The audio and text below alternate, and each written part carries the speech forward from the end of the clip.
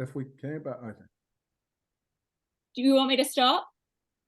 Well, I'm just like, are we live to everyone now? Like, can everyone hear us? Are the people online? Yeah. We are. Okay, no worries. We'll kick on into it, and that'll be a little bit of a start. So, ina mana, ina reo, e rau rangatira mā, tina koutou katoa. Kia ora everyone, ko Paul Evans toku ingoa. I'm your host today for this candidate kōrero, which is brought to you by the Zero Waste Network, Environment Hubs Aotearoa, and the Community Energy Network. So a really big thanks to Daughter, George and Gareth from those organisations for pulling this together today. A big thank you to all of you who have joined us, and obviously a big thanks to our politicians. It's electoral season, it's their chance to shine. So kia ora, thank you to all of you for joining us today. What I would say before we kick off is it's a really critical time in Aotearoa. We have an election coming up a little over a month on Saturday, the 14th of October. And there are many pressing issues facing Aotearoa. In an environmental sense, there's climate change, emissions reduction, water quality, energy and resource efficiency, preserving biodiversity, and many more. And of course, the environment doesn't operate in isolation. All these things have an impact on and intersect with our people, our whānau, our well-being. So we'll be seeking some clarity today on various parties' positions on other elements as well, including Te Tiriti o Waitangi and community involvement in developing solutions. So before we kick off and I introduce our candidates, I'd just like to start with a little bit of a karakia. Nā mihi o te rā, ki te whānau e huhui nei, kia tau rangimāria, kia whakatapua tātou me nā mea, e whakapono ana tātou, haumi e hui e taiki e. And that means greetings of the day to the whānau gathered here, let peace be with us, and may we respect each other in what we believe. And I thought that was a very fitting karakia as we head into this political kōrero, where we all have very different ideas. We've got a direction of where we want Aotearoa to go, but we've probably got different ideas of how we get there. In terms of a few little housekeeping items, I'll be posing a range of pātai or questions to our candidates today, but we're keen to hear from all of our panelists too.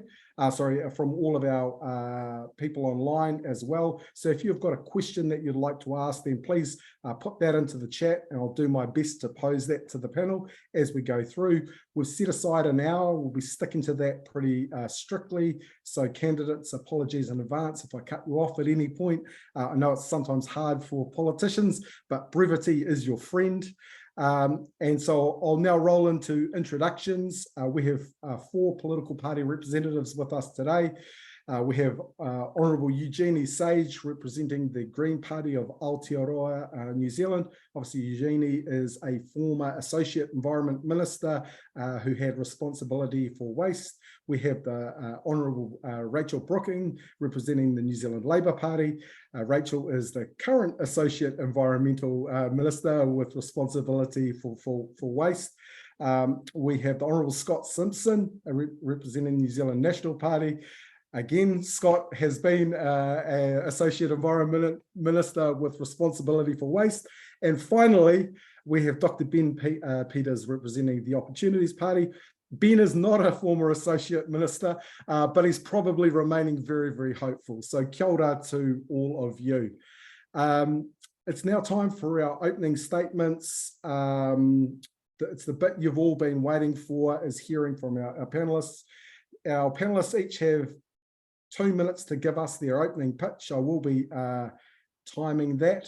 So look forward to you firing away, getting your take on things, and also keen to know what is something you like from one of the other party's policies. So I know it's always really easy to oppose, but what do you like from the others? So Rachel, we might kick off with you.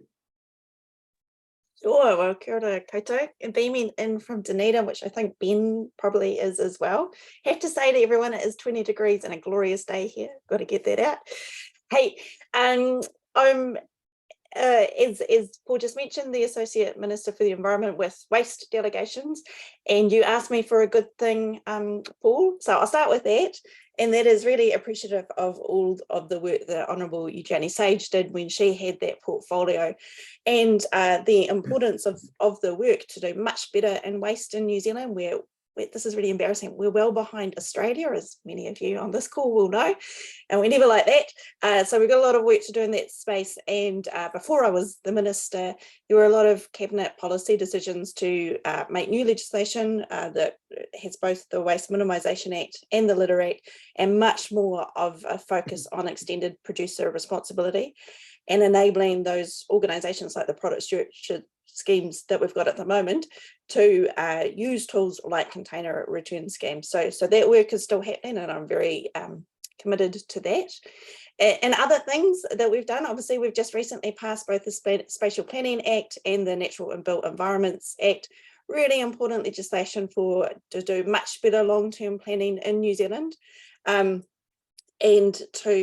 to be clear about the outcomes that we're wanting there as well, and to move the economic activity that goes on in the planning system away from the bespoke consent processes into the plan making processes, and to be clearer with national direction as well. Then I'm also Minister for Oceans, and Fisheries. So more to do in the marine protection space. Really pleased that we're making moves on Hauraki Gulf at the moment. No, I'll end it there. Fantastic. And climate change, Thanks, obviously lots to do. 10 seconds to spare. Eugenie, we'll come to you next. Look, you're leaving Parliament. I think you've done your valedictory speech. Thank you for all your hard mahi, but let's hear from you now. Kia ora koutou katoa, ngā mihi nui kia koutou. Thanks very much for organising the panel.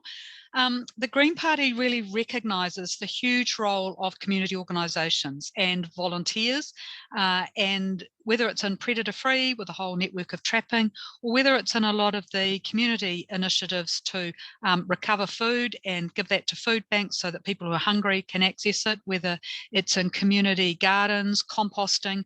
And we really need community organisations to have stable funding over, say, a 10-year period so that you can plan. And it's often community organisations that are at the forefront of change and thinking of all of the work that's being done in community composting, and now the waste strategy, which has got a commitment to remove food waste from landfills and ensuring that it's not waste. So there needs to be stable funding.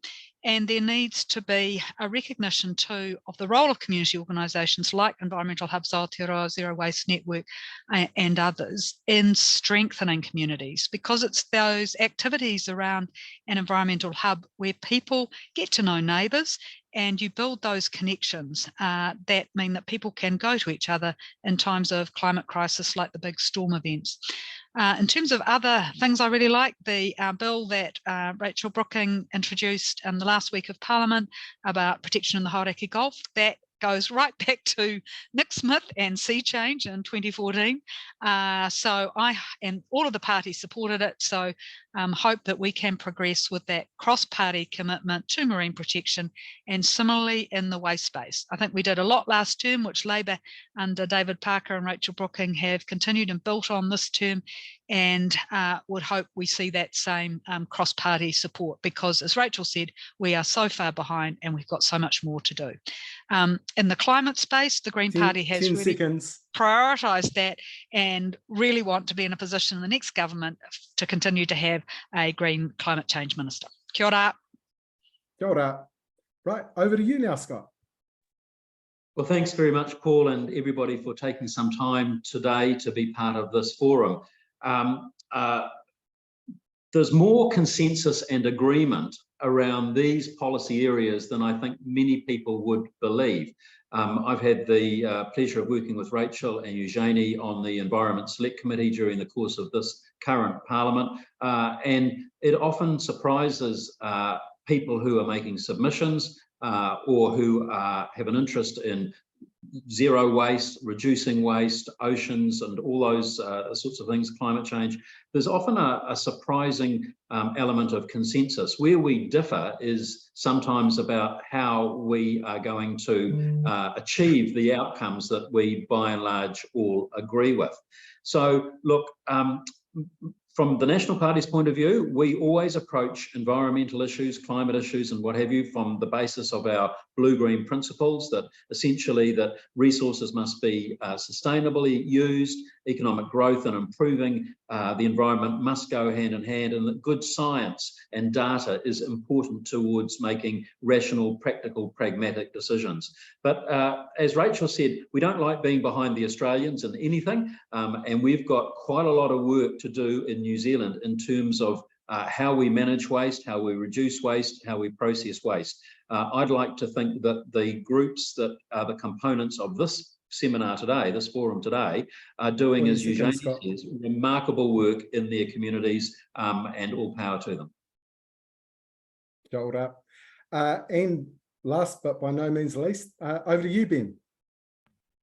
Kia ora, tēnā koutou, ko Otipote te Tirakawawa, e tipu aki au ki Wairiwa, e te tahi o te awa o Hukutoroa, ke te noho au ki Otipote, ko Pākehā a te iwi, ko Aotearoa, ko Ben Peters toku ikua. So, kia ora, I'm Dr. Ben Peters. I'm down here in Dunedin as well as Rachel, and it is a very lovely day.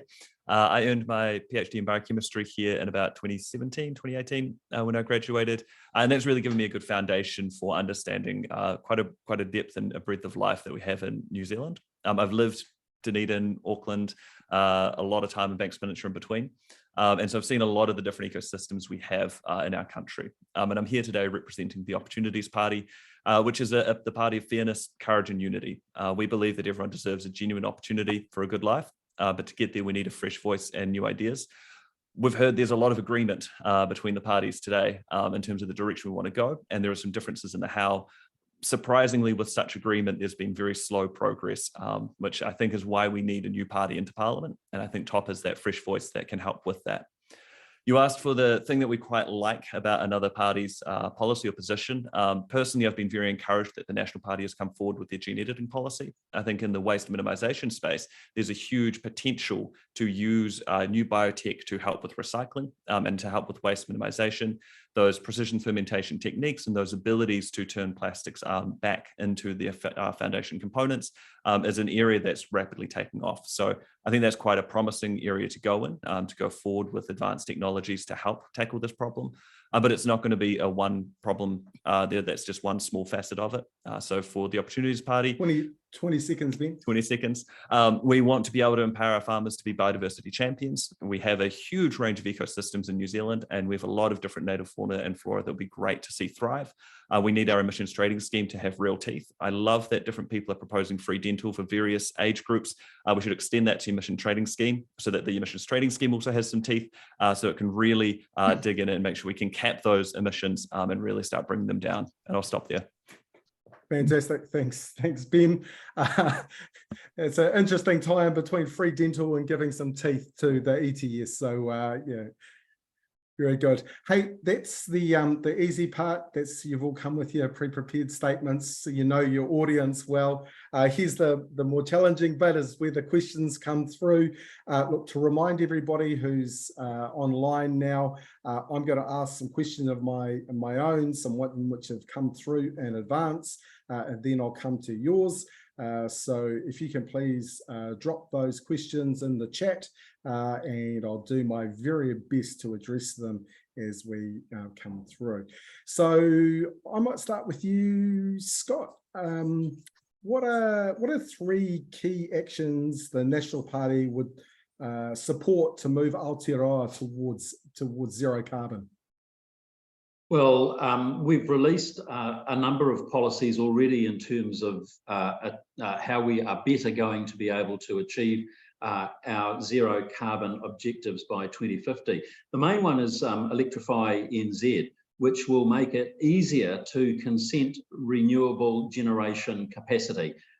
Currently, we have the ludicrous situation where if we are going to essentially electrify our entire economy, which we really do have to electrify everything, we're going to need more electricity, we're going to need better transmission, all those sorts of things. Now, at the moment, it just takes an eternity to get that sort of work consented. Chris Luxon often refers to the example of the wind farm just out of Wellington, where 2 years to construct, 8 years to get consented. Now that simply has to change. So we're going to be making things more pragmatic, getting things done more quickly, and achieving the change, the real change that we need to have happen in our economy, that moves us from an economy that is currently based on molecules to an economy that is based on electrons. Fantastic. Thanks, Scott. Rachel, would you like to come in and give us your thoughts on this? Sure, look, totally agree with doing more with renewable generation, and that is part of the RMA reforms, of course, is to help enable that and to put climate change front and centre of that new legislation as well. Really important. Also very important is continuing on with the Zero Carbon Act and the new budgets and the emissions reduction plan, which has, you know, just pages and pages of actions that it's very important that we keep doing.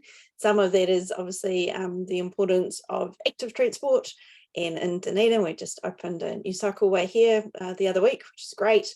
And you know, good to be moving to the electric cars as well, but of course electric cars are not the only answer. So lots more to do on climate, and really important that we keep the SURF as well. So that's the Climate Emergency Response Fund, and with the money hypothecated from the ETS, of course you need the ETS working well and at a good price for the good amount of money to come into that. But to appreciate that whilst our ETS is not perfect, the SURF is a good way of getting money to places that actually reduce emissions, and we've seen that with the Giddy Fund, just taking out, you know, masses of carbon from the environment, and that's a really great thing that we need to keep doing.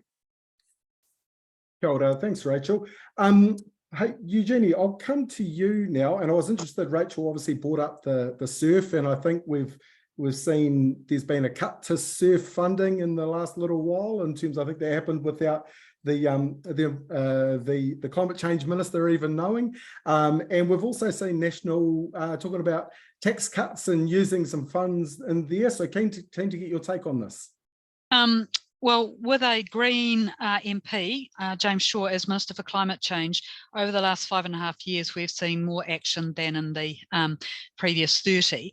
And the Zero Carbon Act is absolutely critical. As Rachel said, agree in terms of the Climate Emergency Response Fund. It's been that major investment through the Giddy Fund, working with industry to New Zealand Steel, that will allow more steel to be recycled in New Zealand and to shift away from coal to an electric furnace. That's 1% of our emissions. So that's a massive difference. So other parties like National are proposing to raid the SURF for tax cuts. That's obviously something we don't support. The three key things that we would do would be to bring agriculture into the emissions trading scheme, using a separate trading system for methane, which we think in terms of the consultation with farmers would actually work better than having just CO2 equivalents of methane. We would also scale up the investment in rapid rail, so a much more comprehensive regional network of rapid rail, and continue to build on the increased investment in public transport. Key policies like ensuring that every school has got safe walking and cycling routes, so that we don't need to rely so much on private cars and we can keep our transport emissions coming down. We are now beginning to bend the curve. For the first time, emissions are trending down. That has been because of solid policy by Labor and the Greens, and a real focus on moving to net zero across a range of policies. As James Shaw often says, every minister is now a climate change minister because of the emissions reduction plan. All of the chapters in that which relate to different portfolios, different sectors of the economy, we really have to keep up that effort, because everything New Zealand does make a difference, because collectively countries that are individually responsible for around 1% of global emissions, as we are, make up a third of countries, so a third of emissions. So we really need to keep our foot on the pedal. Right, and look, Ben, there's lots of food for thought there. And keen to get your take on this. Yeah, we broadly, as a new party coming in, we want to work collaboratively. So there's some bits from both Labour and National Greens that we love and would like to see more of. The mention of rail, it's disappointing it stops before it gets to Dunedin there for the Green Party, but Top is very keen to see rail, particularly between Christchurch and Dunedin. That's a big sector there that would be really beneficial for Dunedin as a region, also to remind Wellington that there is a South Island, and it's quite important that that is serviced. I would also love to see quite a shift in the mode of transport. So we have the Teal card, which also provides $1,500 for under 30s to buy an e-scooter or an e-bike. So we can really shift that mode of transport and make the most of the wonderful cycleway that Labour has opened up along in Dunedin. So there's lots of avenues there where I think we can work cooperatively, but also bring in our fresh ideas on that. With the emissions trading scheme, we think we need a hard cap on those units, so we can't just keep expanding it out, and also exclude new forestry, because that's been an area where the system's been a little bit unbalanced, and it's seen some really unintended consequences, particularly as we have a lot of excess pine being planted and then the wilding pines going on. And there's issues there around biotechnology. So there was some good research going into how to stop wilding pines from a genetic basis, but that has been prevented as well. And so that's areas we would love to work with National to see that we could get those biotechnology regulations changed as well, so we can have a really comprehensive view of tackling the environment. Thanks, Ben. Now, both Eugenie and Ben, they brought up transport, and everyone who knows me will know that transport is one of my hobby horses. And so I've got some questions, and we'll start with you, Rachel, and then over to you, Scott. Recently, we've both seen National and Labour double down on more roads. And obviously with those roads, don't get me wrong, I understand we need infrastructure in Aotearoa. I'm not saying that roads aren't a part of that, but there's, particularly National around their Roads of National Significance program. Obviously, Labour's come in with alternative harbour crossing and prioritisation of road tunnels there. Both of those policies will have significant impact on induced demand and will actually increase our emissions profile. So first to you, Rachel, my question is, how does that align with us getting to a zero carbon future in Aotearoa, aside from some base assumption that maybe one day everyone will have electric cars? Yeah, sure. Well, first of all, going back to the rail point, Labour's put in almost $9 billion into rail because it was in a total mess when we got into government. So some of that money is on quite boring things.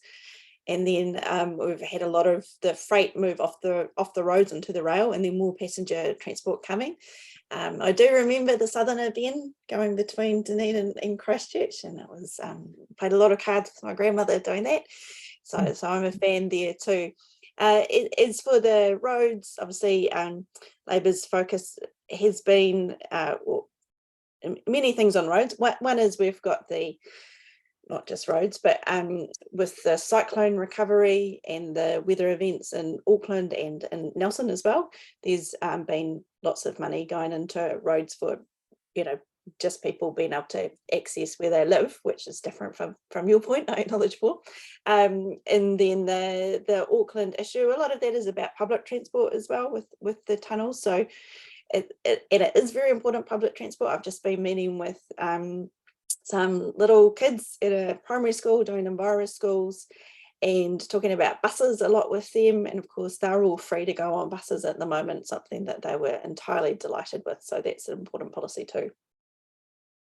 Cool. Hey, and that's a great point you've raised there around buses, and I'm sure you've done that intentionally to throw Scott under the bus. Scott, we saw, as obviously same question to Rachel, but obviously as part of funding your tax cuts, you've said no more to the same level of subsidy in public transport. So doubling down on roads, less on public transport. How do those things mesh? Well, very easily, because we are actually, we always think of ourselves as being a small nation. Actually, geographically, we are quite a big and large footprint. Excuse me. And it's a long, narrow country, and roads are going to be needed if we're going to get our economy growing and going and thriving. And right at the minute, roads are creating problems. I'm zooming in today from Katikati in the southern part of my Coromandel electorate. where roading is a major issue, where the people who are using State Highway 2 between Katikati and Tauranga are travelling the most dangerous piece of road in New Zealand.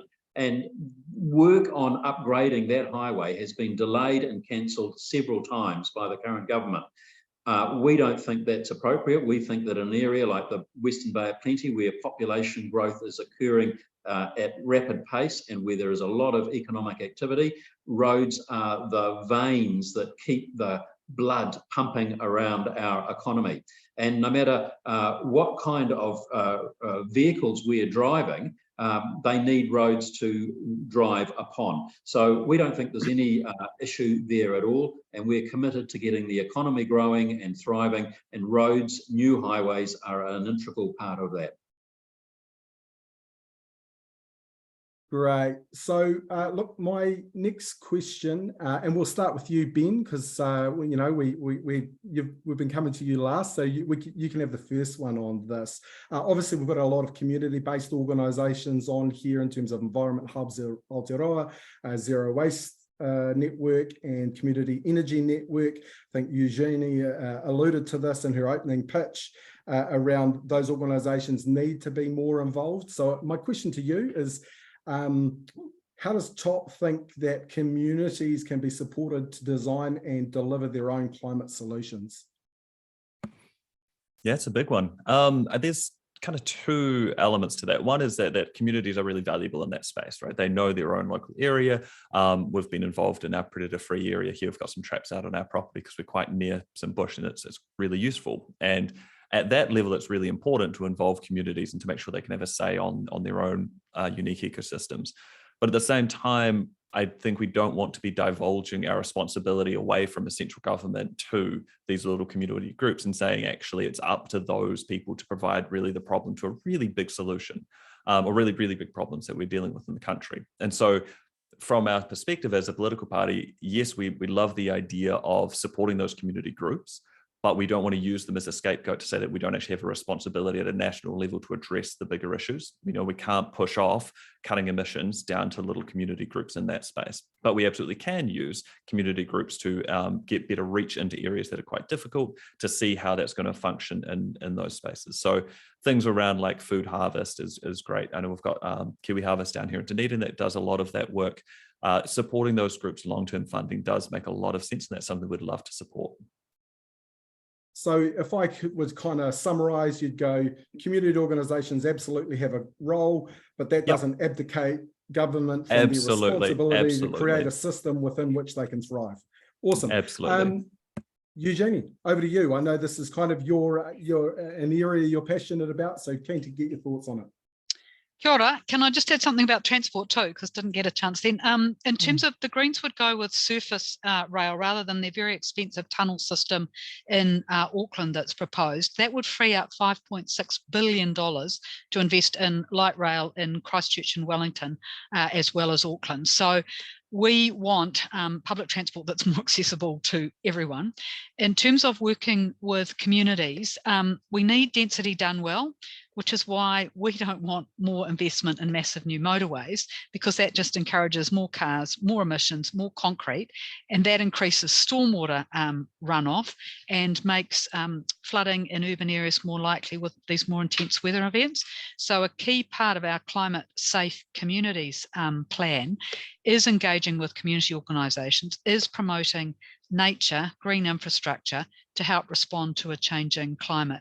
And it's been the strength of many of the Zero Waste Network and others that are starting to recognise that we can't always expect normal to be normal. It's extreme, and we do need to connect with others. So it's providing that ongoing funding, and also the climate adaptation work that the select committee that Rachel's been on and Scott and I have been on as well, looking at how do we respond to a changing climate. Those decisions are actually going to be really quite challenging in terms of the principles around funding for people affected by major weather events. Where are the areas we need to pull back and retreat from? How do we have more spongy cities? And community organisations can help with those, the public consultation, the engagement about decisions which do the best for everyone rather than just benefiting a few. Fantastic. Thanks, Eugenie. Kind of aligned to this, and this has come from Danielle on the Q&A, and I'll come to you first on this, Scott, and then to you, Rachel, is obviously we've talked about community and engagement, but how do we ensure that through this process that we actually align with Te Tiriti o Waitangi and uplift Tino Rangatiratanga? So might start with you, Scott. Well, we do that by engaging, as we do with always with our treaty partners, locally and nationally. And I see that, for instance, occurring day to day in my Coromandel electorate, where community groups, for instance, whether they be citizen groups, ratepayer groups, iwi or hapu groups, actually work together. And I saw this powerful incentive coming together most obviously when John Key and Maggie Barry launched the Predator Free 2050 program. And what they did there was empower a whole lot of smaller community groups, iwi groups, hapu groups, stakeholder groups, to collectively work together and in some cases come together under umbrella organisations to achieve much greater results. So it's just a continuation of day-to-day business as usual practice as far as we're concerned. And to you now, Rachel. Yeah, thank you. Hey, before I get into that, can I just say I agree with what the previous speakers were all saying about community and your summary of that too, Paul. In terms of treaty issues, of course, very important, and our new, the big piece of legislation that three of us on the call have been working on a lot is does change iwi hapu from being people that are consulted with to having more of a seat at the table. So that is on the planning committees for both the spatial plans and the natural and built environment plans, that there must be 6 people, two of whom must be iwi Māori. So that's a big change, I think, and I worked in the Parliament for the Parliamentary Commissioner for the Environment in the early 2000s, show my age, and we heard a number of things. And then when I was on the Randerson report, and the things we're complaining about, oh, we've got section 33 of the RMA, but it's never been used. We're over consulted, nobody funds us, all these things. And then doing the Randerson review of the RMA, exactly those same issues were coming up and haven't been resolved. So very hopeful that the changes to the new pieces of legislation and that part of the environment will very much help things. Right. Ben, would you like to add anything on this?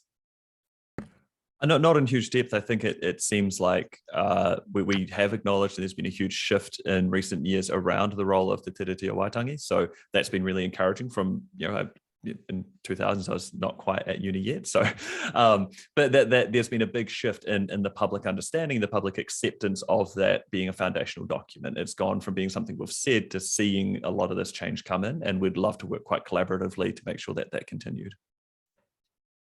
And any final thoughts from you, Eugenie, before we move on? Yeah, just very briefly agree with Ben and Rachel's comments. And in terms of the Greens record, projects like Raukumara Paimonga, 32 million over 4 years for an iwi-led project with Ngāti Porou and Te Whanau Apanui in cooperation with Te Papa Atawhai Department of Conservation over the biggest area of forest in the North Island, the Raukumara Range, really badly affected by deer browse and possums. So that's an effort to restore the forest health in a true treaty partnership. And then also needs to be specific investment in Māori organisations. Parakore is an example in the waste space, and the funding they've had to roll out zero waste on marae and also move to more healthy kai. I think it's been another really good example of how you can assist implementing that treaty partnership. Kia ora. Kia ora. Look, there's a lot of questions in the Q&A around container return schemes, so I'll try and kind of mold those all in together. It'll come to you first, Rachel, as I'm sure there's no surprise around that. And we've got a comment here from Louise, and she said, we're disappointed that the outgoing government deferred the implementation of a container return scheme despite overwhelming public support. Recent data shows that 98% of the 5,600 submissions received were in favour. So Rachel, what's your response to that? What's your path forward? Still happening. It's working out the best mechanism for it to happen. So there was potentially you might be able to do it under the Waste Minimisation Act, but it's very tricky to do that and questionable whether or not you can. So we do want this new legislation that I was talking about earlier to provide for it, so that when you have your producer responsibility organisations, similar to your product stewardship schemes at the moment, that they have abilities to use a whole range of tools, one of them being the container return scheme tool, and that's provided for, so you can do it via regulation, but the Act sets up how you actually do it. So that work, the policy decisions have been made on that, should be going to the drafters at the moment, so waiting for the next term of government to pick it up and continue with that work, but very definitely still in the work program, very important. And going back to those community discussions that we've had, really useful thing for community organisations to be doing as well, in terms of being able to generate some ongoing revenue. Scott, what are your thoughts on container return scheme? Well, I listened to what Rachel just said, and the problem is, of course, that it's not happening. It was one of those policies that Chris Hipkins put on his policy bonfire as soon as he became leader of the Labour Party after taking over from Jacinda Ardern. So no, it's not happening. There may be still talk of it, but it is just talk. Our view is, and always has been, that we like the concept of container return schemes. We did have some issues with the proposal that David Parker had on the table before it was put onto the bonfire of policy initiatives. But the broad principle is one that we agree with. It does have overwhelming public support, but there is a clear indication that it is an inflationary measure. And right at the minute, our primary objective in government will be to get the economy back on track, to get us out of recession and to get the economy growing and thriving. And right at the minute, a container return scheme is not going to be our #1 priority until we get inflation under control and the economy back on an even keel. So obviously here, the inflation's a key thing. How does that align with tax cuts? Just a quick question. Well, in what respect?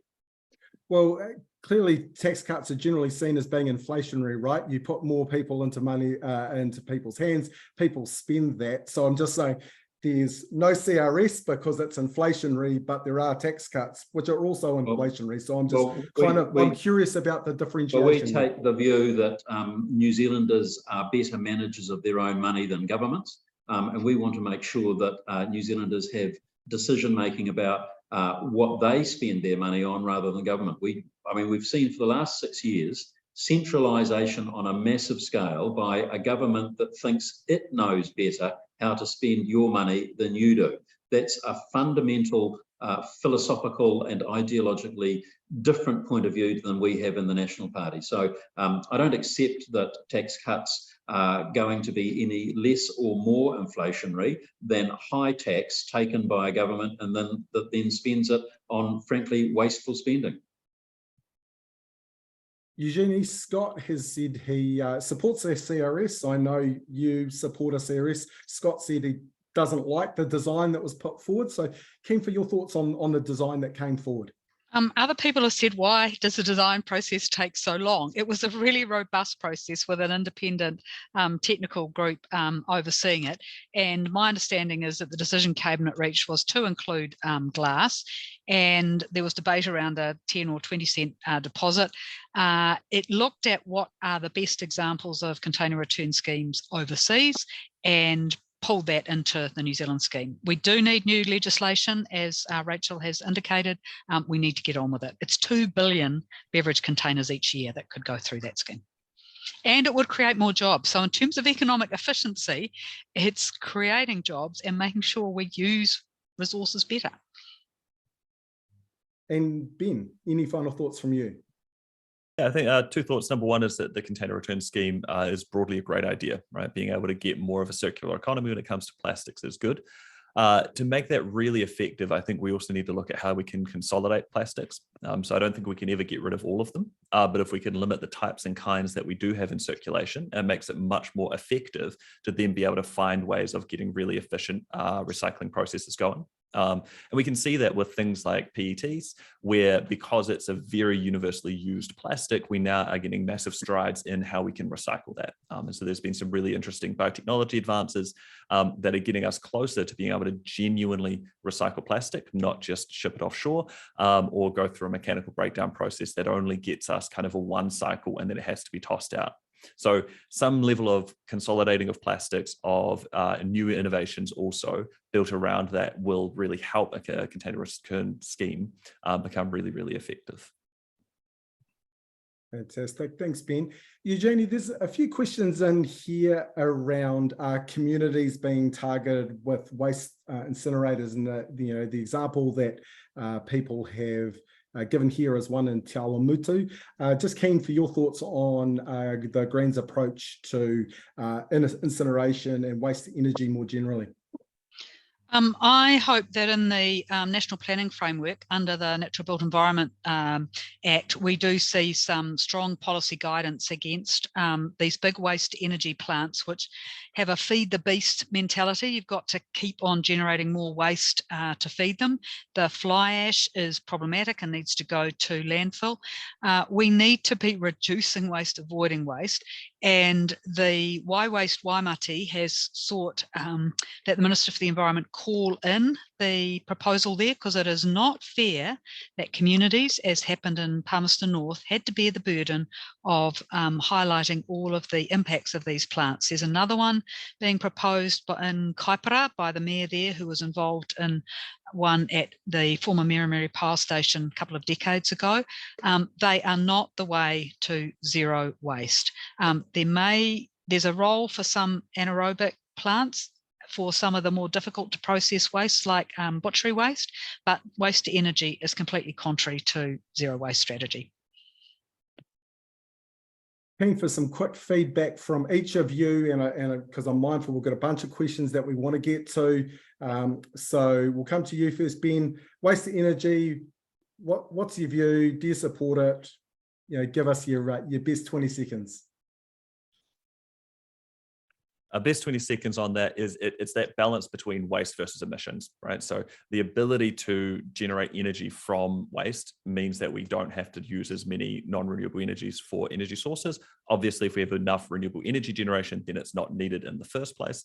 But it does then reduce the physical space that waste takes up. And our landfills are getting quite full. And it's tricky, especially with shifts away from things like plastic bags to paper bags. Paper bags don't really break down in modern landfills, which are generally dry landfills. And so you end up generating an enormous amount of waste through some things and through some unforeseen circumstances around some of those policies. So it's a balance, and it's really tricky to know when it is the right place for the right time. And I think that you definitely need a lot of community consultation in order for those projects to go ahead. But we wouldn't firmly say yes or no on that particular scheme. Thanks, Ben. Scott, your take, and I guess I'll add another little question here because you know a lot about waste. Waste to energy, supportive or not? And I guess the other question is, would you apply the disposal levy to waste to energy facilities as it is to landfills in terms of final forms of disposal? Yeah, so look, we don't have a philosophic or ideological objection to waste to energy facilities. In fact, you could argue that landfills are currently waste to energy facilities because they often capture methane and turn that into electricity and so forth. So some of it is definitional. But in terms of the type of incineration facility that Eugenie was talking about, I think she makes a very good point about the need to actually feed them. One of the challenges with every proposal that I've seen in terms of this type of initiative has been actually providing enough stock, waste stock, to keep them going and to keep them actually burning. So look, if they can come to a proposal that reaches the thresholds required by our very high requirements around resource management, and that they are effectively competing on a level playing field with other waste processing options, well then we think that's okay. But those are high thresholds, and it does need to be a level playing field.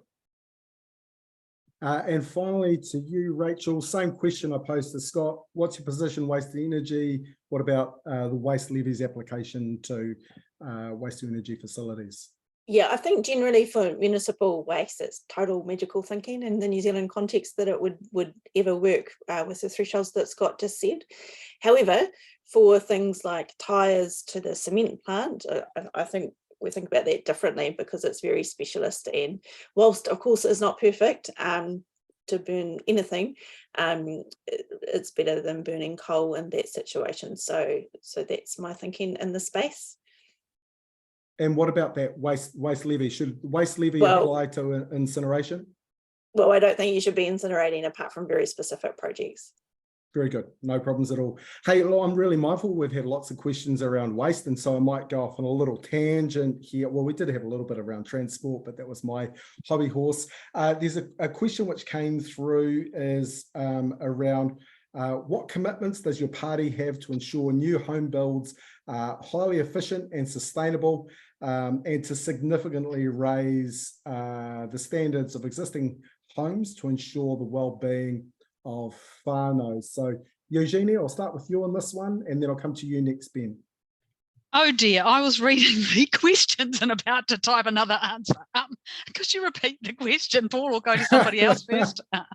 Caught out there. Look, it said, what commitments does your party have to ensure new home builds are highly efficient and sustainable, and also to significantly raise the standards of existing houses to ensure the well-being of whānau? Really good question, and it was the Green Party that first promoted the warmer Kiwi homes, and that was originally picked up by National and has been much amplified and funded under Labour. We have more than 700,000 homes that are still cold, damp, mouldy, which leads to health impacts. We need, the building standard and the building code now requires insulation. We've got a whole climate clean energy payment policy to try and reduce energy poverty by providing assistance to people to put solar panels on roofs. And Kāinga Ora has got really good standards for its new builds, and under Labour Green government has built another 12,000 homes. We need to invest more there. And a warm, dry, secure home is the basis of wellbeing. So it is fundamental that government invests in that rather than cutting funding for things like social housing and building of that. Ben. Yep. So really we need to find a way to get more houses built. Currently, house prices are extraordinarily expensive, and that means people hold on to very, very degraded houses for a very long time, and they get sold on for exorbitant amounts of money. We believe that the best way to do that is to fund community housing providers. They've had a better track record of building houses than the government has. And so by funding those to then effectively make a pot of money to keep that building going, will increase the house supply at the code that it needs to be, because new house builds are pretty good quality. There's an issue with quality that really goes back. I live in a house that was built in 1890-ish, and there's not a lot of building codes there in terms of keeping that warm or dry. So it really is about generating new stock, and then we can start getting a turnover in the housing market of actually getting rid of older houses. It's about that density done well. I think we're quite supportive of those, that general theme. The Opportunities Party has been long supporting that, not only because you end up with better new built houses, you also reduce emissions because you have more density, so you're able to get around quicker and more efficiently. So I think that's about us. Scott, anything extra you'd like to add on warm, dry, energy efficient homes? Only that the technologies that are available in terms of building residential and commercial properties, for that matter, are advancing enormously quickly. There is great stuff being done by builders, and they're picking up on ideas and concepts that have been tried and tested overseas. We've got enormous opportunity, but Ben's right. We've still got this rump of existing dwellings. I live in a home in Thames that was built in the 1990s, and that feels, by today's standards, not nearly as efficient as when I go and have a look at a brand new modern home that has been built this year, for instance. So even relatively modern homes are prone to less efficient energy use and the health factors that go with that. Hey, Rachel, I'd like to put one to you around this. Obviously, people have talked about modern homes, but actually in Aotearoa, our building code is actually quite a long way behind the rest of the world. Our homes are still, even if they are code compliant, and code tends to be the code is actually the crappiest house you can legally build. Right, and that's what we tend to target towards. And so, you know, what would Labor do to actually raise those standards to ensure that we have better performing homes into the future? Yeah, so two prongs to that answer. One is to riff off what Eugenie was saying before about all the building that KO's been doing, so 13,000 houses, and I think, well, community housing is important as well. Just running through having those big state provider of housing is really important too. And of course they have been upping their game and doing beyond building code and working with the Green Building Council. So I think that's a really positive start, because once, obviously, it's we don't have a Ministry for Works, so it is private contractors who are building those buildings, so they get used to building with new materials and that different way of thinking of building as well.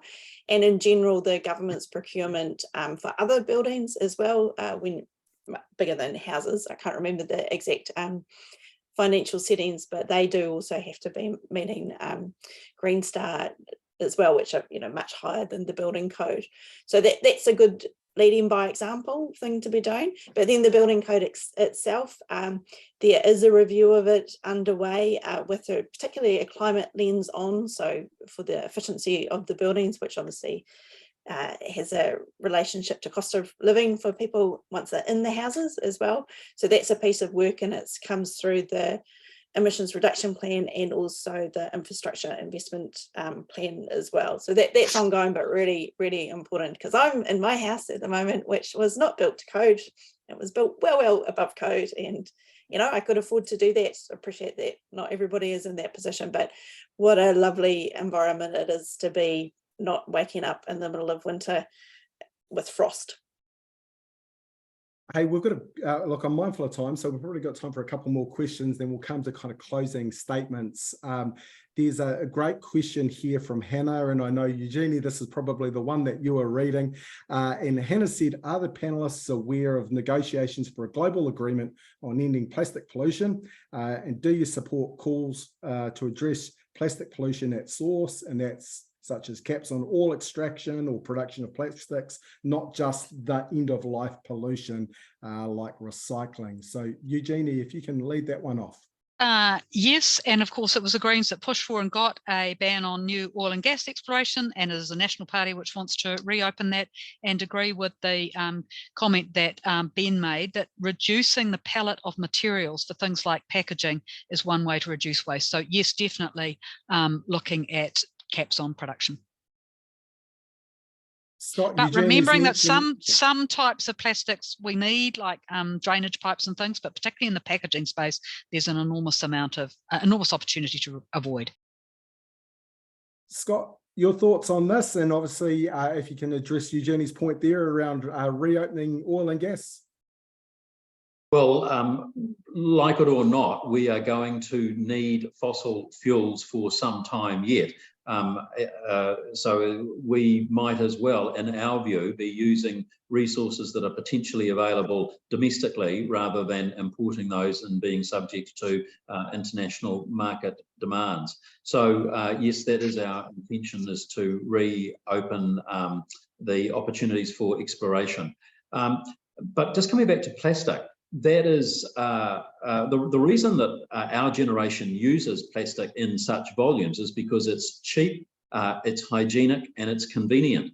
My grandparents' generation, for instance, didn't use plastic because it literally wasn't around. So we have options that we know that we can live without plastic, but we make decisions as consumers and as communities and as governments about what is acceptable in terms of behaviour and also usage. So quite big questions. The theory is fine, but I suspect the practical reality is somewhat different.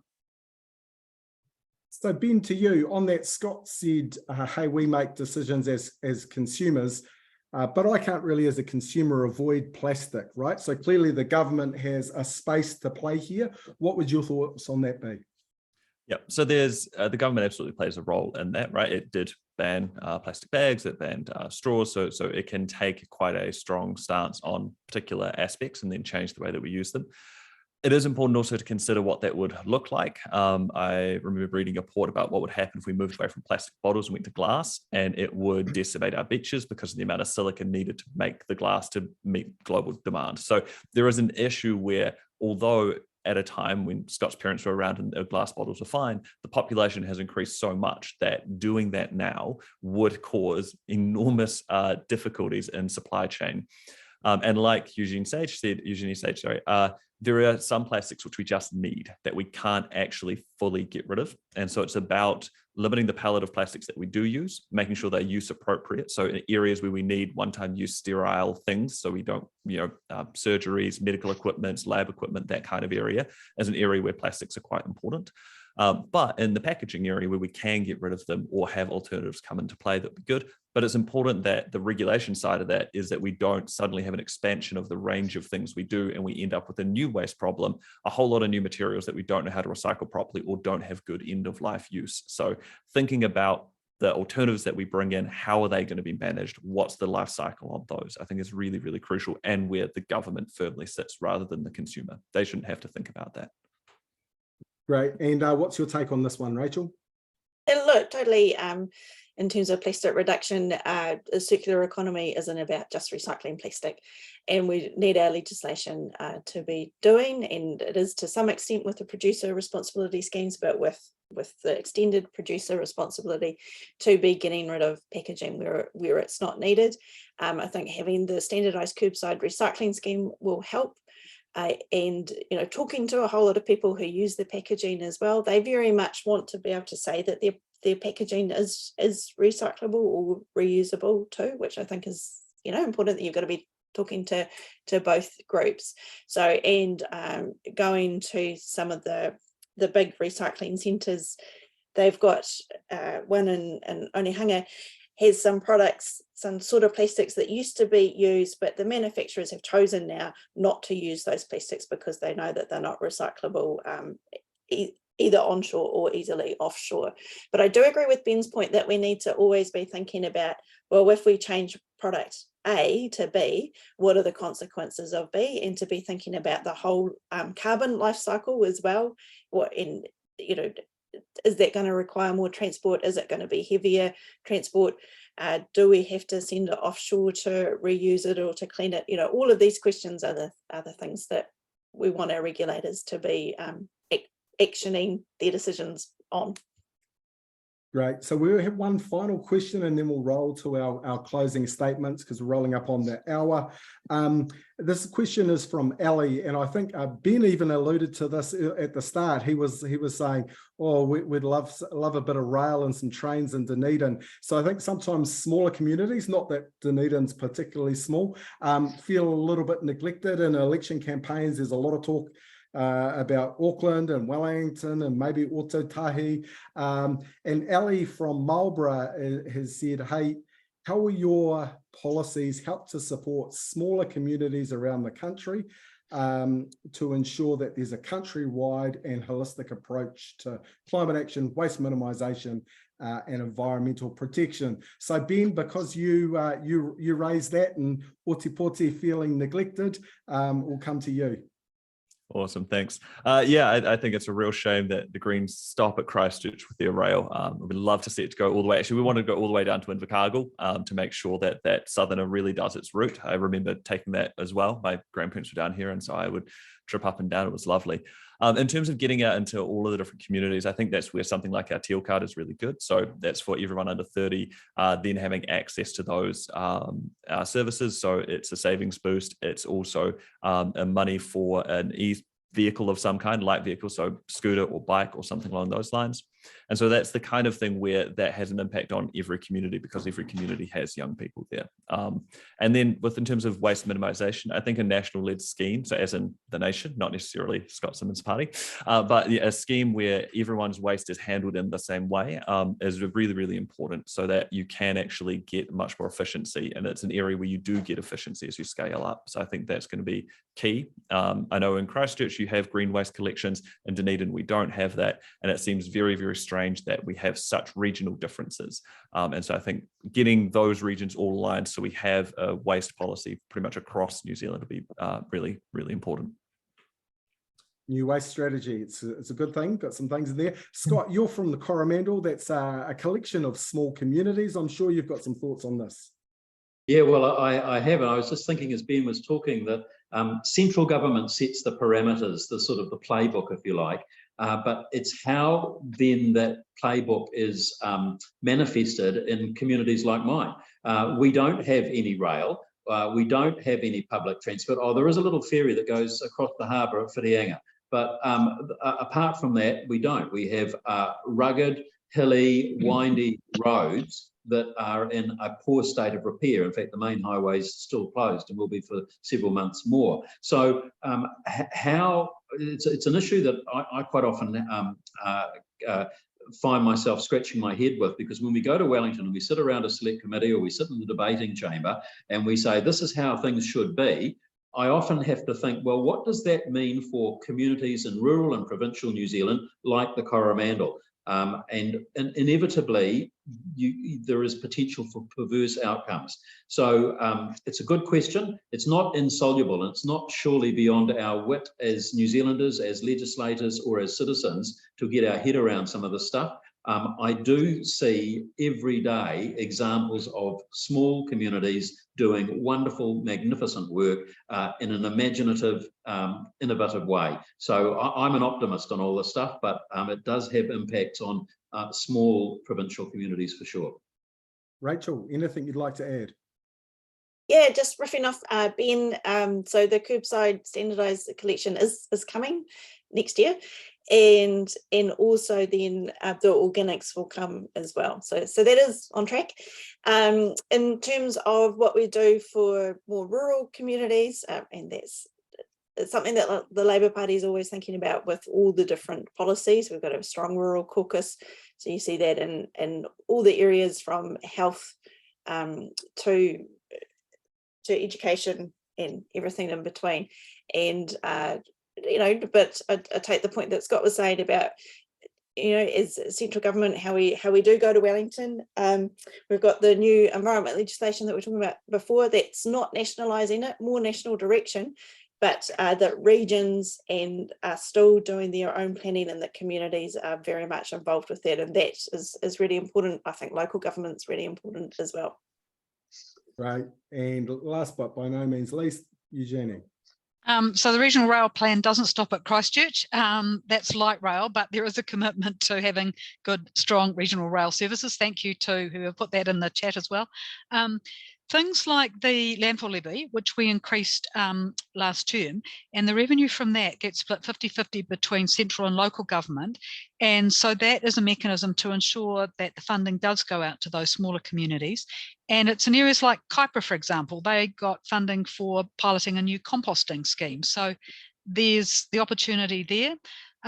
In terms of Jobs for Nature, another green program, that operates throughout the country. We need that to be continued, because that's enabled a lot of community initiatives in regions to tackle predators, wilding control, weed control, and the like.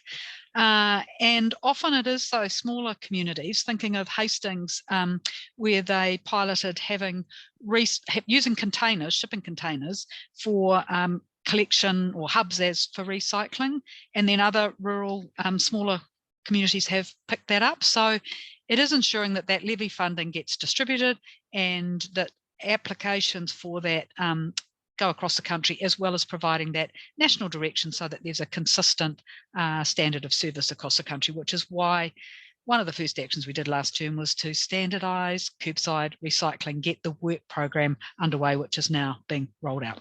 Kia ora. Kia ora. Look, it's been, we just rolled past 1 o'clock. It's been an enlightening kōrero today. So it's almost time for us to wrap things up. But before we do, it's time for our closing statements. So again, you've got 2 minutes. I'll be timing. This is your pitch. Why should we vote for you? And what do you want us to take away from this free flow, this discussion, this wānanga? So Ben, you went last time, so you can go first this time. Here's your 2 minutes, starting now. Kia ora, thank you so much. So thank you for having me along, and I think it's important. I think we've seen a lot of agreement that we do need to do action, and we need to do a lot of action and fairly quickly in order to tackle our environmental problems and to bring down our emissions. The Opportunities Party is the party of fairness, courage and equity, and we do believe that everyone deserves a genuine opportunity for life. And to get there, I think we need a fresh voice. I think we've seen a lot of good action. We haven't seen enough, and we've seen the same parties running on the treadmill for a while. And I think that a new fresh voice coming into Parliament is exactly what we need in order to get some real movement going. For us, for TOP, in terms of tackling our climate emissions, we need to empower farmers to be biodiversity champions. We need to make sure we have an emissions trading scheme that really has some teeth. So that means some hard cap on units. It also means the Climate Change Commission setting the carbon price so that we don't have a lot of leakage in that system. And then having that money feed back into renewable energies to make sure that we can actually supply enough energy for an electrified New Zealand. And then we also need to electrify our streets. So transport is probably our biggest growing sector when we think about emissions. Agriculture is the biggest overall, but where there's growth is in transport. Agriculture has been slowly flat or declining slightly.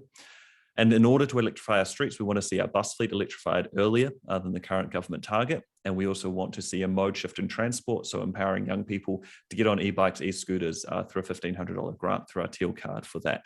And we do need a lot of energy generation in order to meet those demands. So you should vote for the Opportunities Party because we are a fresh voice in Parliament. And I think that we have the collaborative skills. I think you've seen a lot of agreement across the board with various points raised in order to work with either a national or a Labour government. We don't know what's going to happen on the day.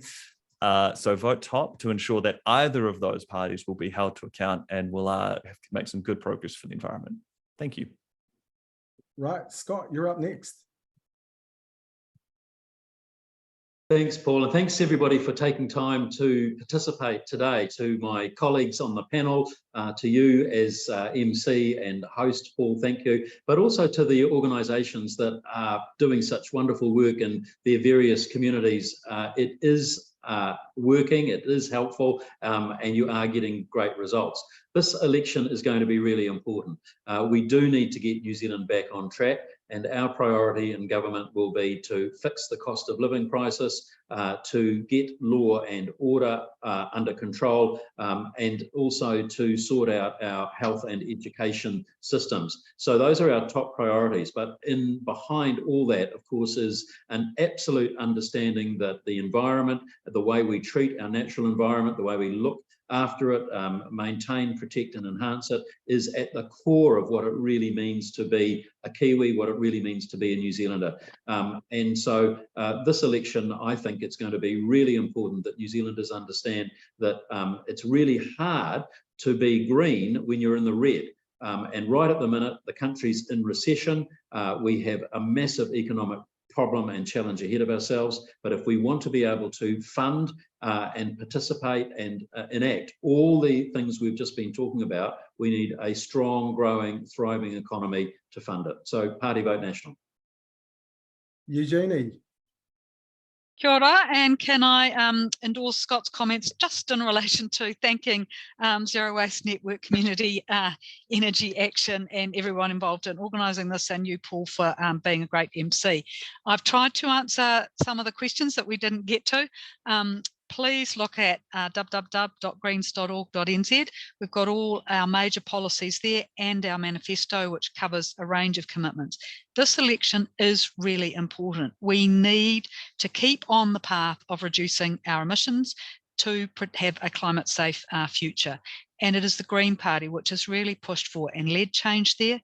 We stand on our record as being a collaborative, progressive part of government, but we need more Green MPs. This term, Labor hasn't needed us for legislation.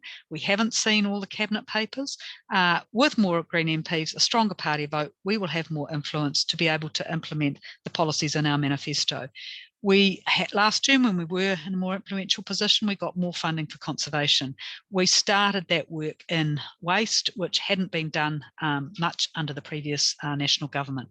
So it's a hugely important election. Please talk to friends, family, work colleagues about the need to vote. Yes, economic times are challenging. That's been because of COVID. It's been because of the global situation. We are making change. We need to speed up the pace of that change and to go further faster. Kia ora. And thank you for listening. Kia ora. And Rachel, finally to you. Thank you. Hey, last night I was at a union meeting because I'm part of the Labour Party, and Labour is, of course, all for workers. And at that meeting, I was talking to some wonderful bus drivers from the Tramways Union, and they were so happy about the pay increases that they've got, and that now they can get some bus drivers. And that link to all of the stuff we've been talking about, Paul, in terms of transport and the importance of public transport, does also link through to other parts of the economy as well. And you've got to be making sure all your levers are doing everything you can to have us our best low emissions, high wage economy. And that's what Labour is all about.